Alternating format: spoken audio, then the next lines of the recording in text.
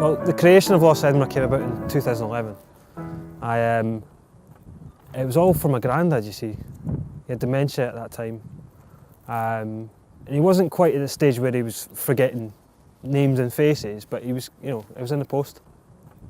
So he was born in 1930. So I wanted to create something for him so he could rekindle the memories of his 20s and 30s, So the Edinburgh that he knew of the 50s and 60s. And that was the whole idea. And I set about creating a kind of DVD slideshow for him, set to all his favourite music and all that. And with a view to sitting down one afternoon, one Sunday afternoon, and enjoying this thing together. And that's precisely what I did. But it kind of spiralled out of all control, I became quite fascinated and obsessed to an extent, and it just sort of snowballed, because every time I looked at a certain area of Edinburgh to maybe for some old images, off the internet or something like this, I would learn something. I'd learn something new.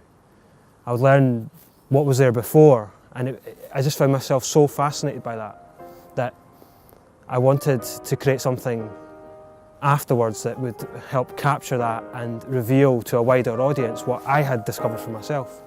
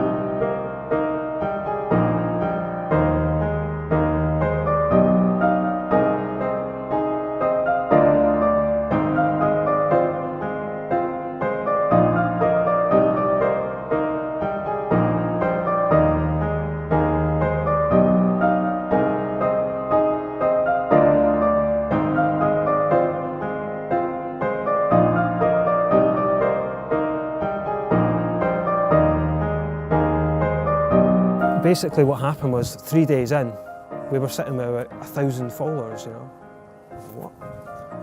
How can this, what? It just snowballed. I mean, 3-4 days in we had 4,000 followers, and Grant Stott discovered us. At that time he had his Fourth One show, and he started raving about Lost Edinburgh live on air.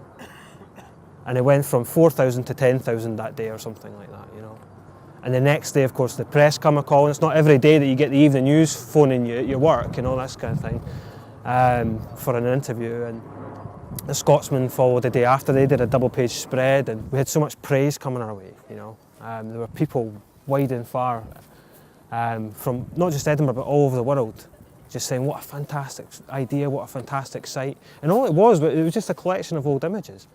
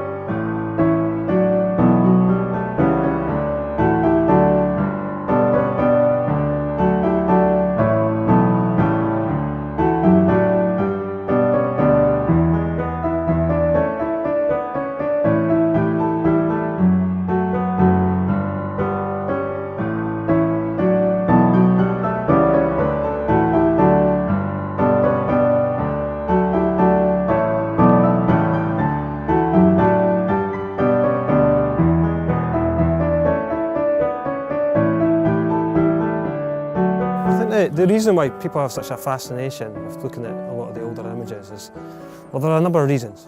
I mean, for me, I think personally it was less of a nostalgia factor going on. It was a discovery, particularly looking at images like Princess Street and seeing how it's changed and developed over the last half century even. Well, for a lot of other people, yeah, I think there's a huge sentimental factor. We can't time travel. You know, old images and video, whatever. These are the only opportunities we have to actually travel back in time. You know, it's the only way that we can sort of cherish these moments. You know, so it's kind of beautiful in a way. You look at images from the Victorian age, you know, and you see all these hundreds of changes which have taken place, you know, in any one single frame. It's quite incredible. You know, you can learn so much from old photographs, and it doesn't matter what era they're from, to be honest. And then the other side of that, of course, is the sort of sentimental factor, you know, nostalgia factor. It's quite special to be able to look back at the city during a time when you were growing up, and a lot of people, I think, follow Lost Edinburgh for that. You know, they're maybe not so interested in the historical fact. You know, they just want to see the Edinburgh that they knew when they were growing up. It's as simple as that.